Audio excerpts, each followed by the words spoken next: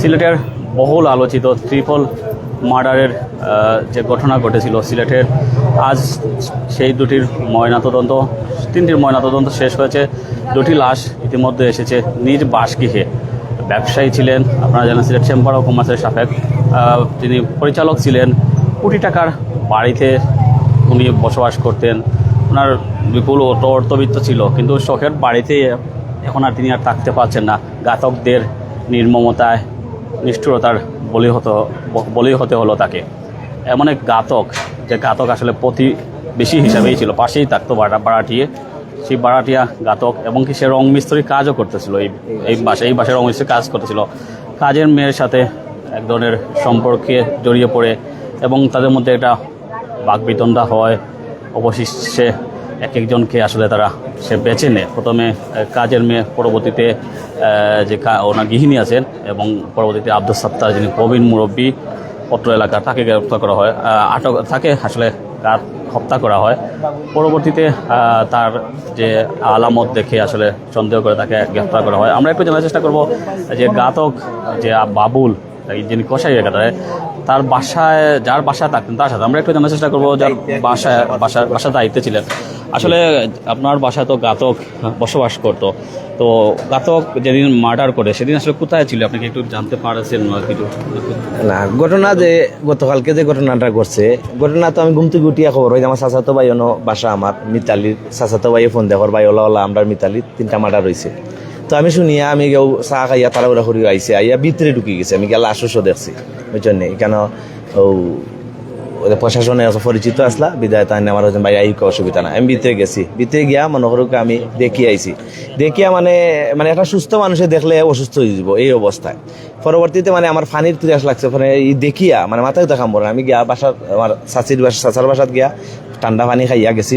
আমি ওই যে ডিফল গাড়ার আমার বাসার ওইখানে গেছি। যাওয়ার পর ঠিকাদারে ভাই টেকা দেবকা কিছু, যেহেতু তার টেকা কাম করে টেকা লাগবে 10,000 টাকা। আমি বাবুলের তো টেকা ভাই আজকের টেকা দেওয়ার কথা। তো আমি বাবুলেরই ফোন দিলাম, ওই যে বাবুল ঘাতক যে বাবুল, ফোন দিলাম, বললাম কই ভাই আমি দাদার বাসায় আছি, আমি আইলাম আধা ঘন্টার ভিতরে আপনার টেকা লাগবে, টেকা লই লিছি, আমার লগেও আছে। আমার আচ্ছা তাড়াতাড়ি তুমি আইলে আমি টেকাটা দিতাম আমার ওজনে। আচ্ছা ঠিক আছে, আমি আইলাম। পরে আধা ঘন্টা পরে আবার ফোন দিলাম, ভাই ঈদগাত আইছি, আমি ঈদগাত আইছি আইলাম। আরে প্রায় আধা ঘন্টা অপেক্ষা করার পর আবার ফোন দিলাম, আছে আমার কাছে কল লিস্ট আছে। তো আবার ফোন দেওয়ার পর হইলাম, ভাই ও তো তুমি রে বাজে নাটক করার, ভাই তোর ঠিক না, ও তো সময় লাগে, আমি আরো জনে পয়সা দিতাম, তুমি এটা কি ভাই আইরাম ভাই বিয়া দুই মাফ করবা ওলা, আমি তো বাগানের ভিতরে গিয়া তামাক কানিত লাগিয়েছিলাম ভাই, এই যে আপনার তো জানো নিয়েছি আমি, তুমি তামাক খাওয়ার সময় নেই এখন, আমি এখানে আরো জনে আমি টেকাইতাম, তুমি এ দিলে আইসে। পরবর্তীতে আমি আরো 20 মিনিট পর ফোন দিছি, ফোন ধরছে না। পরে আবার দিকে আমি বাড়াই গেছি, ঠিকাদারে ভাই পরে আমি টাকা তুলিয়া দিব নে, এমন আইতো না তালবা না করে। পরে আইসে দেখি বাড়ার সামনে আইয়া আমার কেফ খুলিয়া কেফের ভিতর থেকে টেকা দিছে। তো কিন্তু বেন্টিস আমি দেখলাম, কিন্তু আমি জিকারাম না কিতার লাগে, আর যেহেতু রঙের কাম করে কোনো কারণ গোসা টসা খাইছে এই অবস্থা। আমি হয় ভাই আপনার বাবির কন্যা আপনার যে টেকাচ্ছি কোন জানো 2,000 1,000 করি আমি আপনার বাড়া ক্লিয়ার করাম। আর আমি ভাই আপনার আমার কাছে কিন্তু এর আগে 4,000 টাকা নিছে, 10 তারিখ ভাড়া দেওয়ার কথা কইছে, 4,000 টাকা নিচে নিয়ে হয়েছে, 4,000 টাকা দিয়া কিস্তি তোলা লাগবে 20,000 টাকা, আরো জনে 5,000 দিব, আর আমারে দিব 15,000 টাকা। 4,000 আমার আর 11,000 বাসা ভাড়া। পরবর্তীতে তো কালকে আমার বাসা ভাড়া দিল 11,000 টাকা, আর আমার 4,000 টাকা, টোটাল 15,000 টাকা দিয়া। তো আমি বললাম রে ভাই মিতালি ঘটনা ঘটল, হয় ভাই এটা কল যাই দিল কিলা ভাই 3টা মার্ডার করিল ভাই, হেও মাতের, হয় ভাই এটা তো শুনি অবাক লাগে। আমি হই রে ভাই এই ঘটনাটার ভাই আমরা এলাকাতে অত সিকিউর এলাকার মাঝে এই ঘটনা হয়ে আমি মাতিয়া গেছি কি বাসাত যাওয়ার পর আমি একটু মনোহর গামি গেছি, একটু রেস্ট লইয়া পরে বাথরুমে ঢুকছি গোসল করা। তো ওই সময় ইমন নামের আমার ছোট ভাই একটা ফোন দিছে আমারে, যে ফোন দেওয়ার পর আমার মেয়ে ধরছে, ওইটা কই যে বাইরে তাড়াতাড়ি ফোন দিতা, ঘটনা তো উল্টা। পরে বাড়ানি পরে আমার বাথরুমের আমাদের আমার বাচ্চা নক করে, ইমন সাজা ফোন দিতাম, তাড়াতাড়ি ফোন দিতাম। আমি বাড়াইয়া আমি ফোন দিতাম, ওই সময় ইমন দৌড় মারিয়েছে, বারেক আর ইমন দুইটা আইছে, ছোট ভাই তারা মায়া করি, তারাও আমরা কলোনির পাশের বাসায় থাকে। পরবর্তীতে মনে হরুকে তারা আই আমার ঘর ভাই বাবুল ভাই তো দূরে নিচ্ছে গিয়ে হাতের মাঝে বেন্টিস করা এর লাগি দেখিয়া পুলিশে দূরে নিচ্ছে গিয়ে। পরে তার বউয়েও ফোন দিছে, আরেকজনের নাম্বার দিয়ে, ভাই খানদের আপনার বাবুল ভাই দূরে নিচ্ছে গিয়ে তাড়াতাড়ি উকা। তো আইসে আবার পর করে গোবই সন্দেহমূলক দুইটা যে করে নিতে পারে, আমারও নিতে পারে। যদি ঘটনা সত্য হয় তো অবশ্যই হে আসামি, আর না হয়তো আইব, এটা চিন্তা করে লাভ নাই। আর আমার আসলে লাগে না তো বাবুল ভাই এরকম কাম করবো, আমার একটু আগে বাড়া দিয়া গেছে, এরকম তো হওয়ার কথা নাই।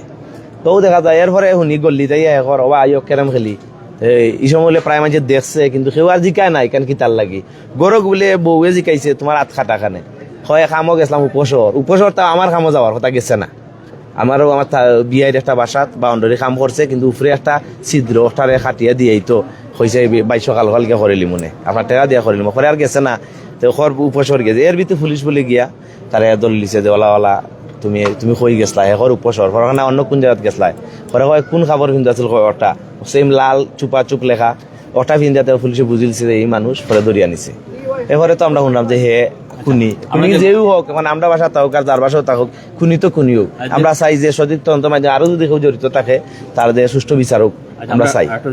যখন মার্ডার হয় 9টা সময় তখন কিটা জানতে পারছেন বাসাত আসলো না অন্য কোনো না না না না মার্ডার আমার 11টার সময় আমার চাচাতো ভাই জাহানে ফোন দিছে দিয়া হচ্ছে ওটা হচ্ছে মিতালিত এই সময় তো বাবুলের লগে আমার যোগাযোগ না এখানে আমি ঘুমতে গুটিয়া খবর পাইছি পাই আমি কিন্তু ডাইরেক্ট নচ্ছি আবার পর বাবুলিরে ফোন দিতাম টাকা পাইতাম এই যে ঘটনা গুনিয়ে টাকা ফোন দেওয়া এটা তো আমার কিতা হয় না পরবর্তী আমার যে সময় আমার যে ডিপ কলর যে আমি গালারাম যে ঠিকাদার আমার করবাই টাকা লাগবে আমি মনে গেছি ইয়াবার বিষয়ে মাত্রাও আমরা পরে আবার ভাই আসলে এইরকম ঘটনাটাও আসলে মান্য নেওয়ার মতো নাই আমরা সিলেট তাও মিতালির মতো এলাকা পরবর্তীতে মনে করে কাউ আমার মনে হয়েছে টেকারটা হয়তো মনে হয়েছে বাবুলি যে টেকাইতো স্বাভাবিকভাবে মারছে কোনো অন্য দিন এসে অস্বাভাবিক গামা টামা থাকে কালকে কিন্তু গামাও নাই কুচ্ছিও নাই মাইন্ড ফ্রেশ মাইন্ডের মানুষ লাগছে দেখিয়া হে যেই ঘটনা ঘটাইব মানে আমি কইরাম মা তার একটু আগে দেখলাম আমার মাতিয়া টেকা দিয়া গেল হে ঘটনা ঘটাইব বিশ্বাসযোগ্য নাই পরবর্তীতে তো দেখলাম যে তারে এই অনয় যে চুরি দেখাইলো অনর মাঝে আছে এই তো আমরা করলাম যে হে কুনি তারপরে তো গেছি আমি বাসাত গিয়া তার বউরে আমি চাইছিলাম বার হইতাম গিয়া দিকে থালা মারা বাসা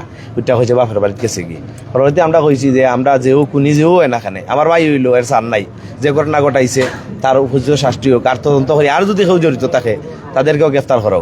আপনার বাসা সে কতদিন ধরে থাকতো? এটা ভাই আমরার জন্মর আগের এই বাসা আমার ফুফুর বাসা এটা আমার ফুফায় বানাইছেন আমরার জন্ম আগে বাসার জন্মকালীন সময়ে কিন্তু তারাও আসতো একদিন কিন্তু আমার চাচার 1 মাস আগে আমি চাচার বাসাত খাজ করাইছি রঙ্গর কামাও বাবুলটি দিয়া ওদিকে যাওয়ার হতে আটি গিয়া হয় ভাই ওটা সত্তার নানার বাসা আমি নানারা করেন আমার খুব মায়া করেন আপনারা জেলা মায়া করেন আমারও মায়া করেন ভাই আমি রং টং খাম প্রায় খাম আমিও নকরি কুরবানি গরু খাটি করি সেই করি আমার সারা বেটায় কিছু করে না বলা মারছে হয় ফুরানা খুব বালা মানুষ কথা গপসপ করছে পরে দেখা যায় যে ঠিক হেও যে ঘটনা ঘটাইছে তার বাসাতে কিন্তু সবসময় আওয়াজ হয়েছে। তার বাড়ি কোন জায়গাতে? তার বাড়ি মূলত তো আমরা জানি এখানে জন্মকর্ম সিলেট কিন্তু তার বাবা সম্ভবত কুমিল্লা এরকম হইতে পারে পুরাতন মানুষ তার এখানে বোন আছে ভাই আছে সব গোষ্ঠী তারা ওখানোর মাঝে। আচ্ছা লাস্ট কোয়েশন আমরা দেখলাম যখন সে সিসিটিভি একটা ফুটেজ বেরোছিল সে যখন টানটামাটা চলে যায় না সিসিটিভি যেটা আমরা দেখছি এটা চলে যাওয়া না এটা ঢুকা ও মূলত ঢুকার রাস্তাটা ঢুকাটা আমরা দেখছি বালা করি আমি টেলিভিশন ওই যে বিভিন্ন চ্যানেলও দেখছি এই সময় কিন্তু তার হাত খাটা কুচ্ছু নাই ও প্লাস তারা তো কুচ্ছু নাই এই সময় ঢুকার রাস্তাটা ও ডাউনে দি উঠের যাওয়ার ফুটেজ কিন্তু এখন পর্যন্ত আমরা দেখছি না গেছে কিটা হইছে। সোশ্যাল মিডিয়ার বিভিন্ন ধরনের বিভিন্ন মন্তব্য করতেছেন কেউ বলতেছেন সে খুন করলো একাই 3 জনকে খুন করলো আবার তার শরীরে কোনো রক্তের দাগ নেই জবাই করলো এবং কি সে যদি পরকিয়া করে মেয়ের সাথে তাহলে কিন্তু চুরি নিয়ে ঘটনা ঘটলো। এটা তো আমার বিষয় আমার মাথাও তো এই সেম জিনিস আর যে 3টা মানুষ একলা মারলো আবার এই ছোট মেয়ের সাথে প্রেমের সম্পর্ক আর বাবুল বয়স্ক মানুষ এই বয়স্ক মানুষের সাথে প্রেম করবো কারণ আর এমন কি চুরি নিয়েও আইবো এটা এখন পর্যন্ত আমরা মনে করি আসলে বুঝতে পারলাম না যে এই কারণে এই জবানবন্দিতে উপর আমরা আসলে এখনো সন্তুষ্ট নাই যা চাই আর একটু তদন্ত আমরা একটু জানার চেষ্টা করবো আমাদের আঙ্কেল আছেন একটু স্থানে বলি একটু বলবেন আসলে বলবেন একটু কি ব্যাপারে না এই ব্যাপারে এরকম একটা ঘটনা ঘটে গেল আসলে আমার বাসা পাশে কিন্তু আমি প্রায় 10 বছর এখানে আমার যাতে নামাজ পড়ি আসা যাওয়া খুবই ভালো লোক তো কি এই ঘটনা যে কিভাবে হলো কি এটা চিন্তা করার মতো না আসলে আশ্চর্য ব্যাপার। আপনার তো চিনেন ওনাকে যিনি হত্যাকারী ছিলেন উনি তো আর ওনার তো শত্রু থাকার কথা না এরকম কোনো আমার জানা মতে নাই। তারপরে উনি যে আমরা সাথে নামাজ পড়ে আসা যাওয়ার পথে যে ব্যবহার করতো আমরা ভালো মন্দ পাড়ার সবারই উনি খুবই ভালো লোক ছিল এটা বলার মতো না আর কি। তো আচ্ছা যেবার একজন ইতিমধ্যে গ্রেফতার হয়েছে যেবার যারা এই খুনের সাথে জড়িত আছে তাদের দৃষ্টান্তমূলক শাস্তি হওয়া উচিত কারণ এরকম যাতে আর জীবনে কোথাও কিছু না হয়। আমরা ইতিমধ্যে অবস্থান করতেছি এখানে বিভিন্ন জনে বিভিন্ন মতামত দিচ্ছেন ফেসবুকে যেমন আপনারা মন্তব্য দেখতেছি ঠিক তেমনিভাবে অফলাইনেও যারা আছেন তারাও বিভিন্ন ধরনের মন্তব্য করতেছেন এক একজনের এক এক মন্তব্য। আমরা যেটা বলতেছিলাম এই বাসাতে গতকাল সকাল 9টার সময় খুন হন আব্দুল সত্তার এবং তিনার সহধর্মিনী এবং সেই সাথে কাজের মেয়ে তাহমিনাও। ধারণা করা হচ্ছে ওনাকে খুন করে এই যে ব্যালকনি যেটা আছে সেটা আসলে গ্রিল নেই, অর্থাৎ গ্রিল নেই, দরজা খুলেই আসলে সহসা হয়তো এদিক দিয়ে বের হয়ে গেছে। এবং আব্দুল সত্তার যিনি ওনার বারান্দায় একটা রিল্যাক্সিং চেয়ার ছিল, মুভিং চেয়ার ছিল, সেখানে তিনি হয়তো রিল্যাক্স করতেন, এমনটাই আমাদের কাছে মনে হচ্ছে। সব কিছু মিলিয়ে আসলে আমি যে ওনার মৃতদেহটি দেখেছিলাম, লাস্টে দেখেছিলাম, এই দরজার পাশেই আসলে ওনার নাটসে পড়েছিল এবং তার সহধর্মিনী এবং কাজের মেয়ে পাশের রুমে তাদের লাশ পড়েছিল, অর্থাৎ দুটি রুমে 3 জনের লাশ পড়েছিল। অর্থাৎ এই ঘটনা নিয়ে ফেসবুক জুড়ে তীব্র প্রতিক্রিয়া দেখা দিয়েছে। মানুষজন এক একজনে এক এক মন্তব্য করতেছে, এক একজন এক এক ধরনের প্রতিক্রিয়া দেখাচ্ছে। সব কিছু মিলিয়ে ইতিমধ্যে আমরা যদি বলে থাকি, ওনার লাশ ইতিমধ্যে এসেছে, ওনার সহধর্মিনীর লাশ ইতিমধ্যে এসেছে স্বপ্নের বাড়িতে। শেষ যাত্রায় ফ্রিজার বাহী লাশ করে এসেছেন স্বপ্ন। উনি একজন আপনারা জানেন প্রতিষ্ঠিত ব্যবসায়ী, দীর্ঘদিন ধরে ব্যবসার সাথে জড়িত ছিলেন। এরকম মৃত্যু ঘটবে আসলে কেউ কল্পনা করেনি, এলাকাবাসী থেকে শুরু করে কেউ আসলে এই ধরনের হত্যাকে মেনে নিতে পারতেছে না। তো যাই হোক, ইতিমধ্যে ওনার মেয়ে এসে উপস্থিত হয়েছেন। আমরা এখনও জানতে পারিনি আসলে ওনার দাফন কবে হবে এবং কি কবে হবে এবং কারা কারা দাফনে আসবেন।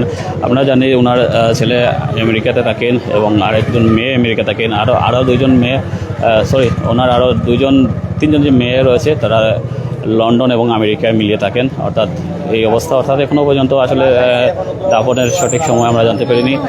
হয়তো একটু পরেই আমরা জানতে পারব। শোকার্ত পরিবারের আত্মীয়স্বজনরা সবাই এসেছেন, সবাই আসলে শোকার্ত পরিবারের পাশে তারা আছেন। সবার একটাই কথা, এ ধরনের নৃশংস ঘটনা যারা ঘটিয়েছে তাদেরকে চিহ্নিত করে আইনের আওতায় নেওয়া হোক।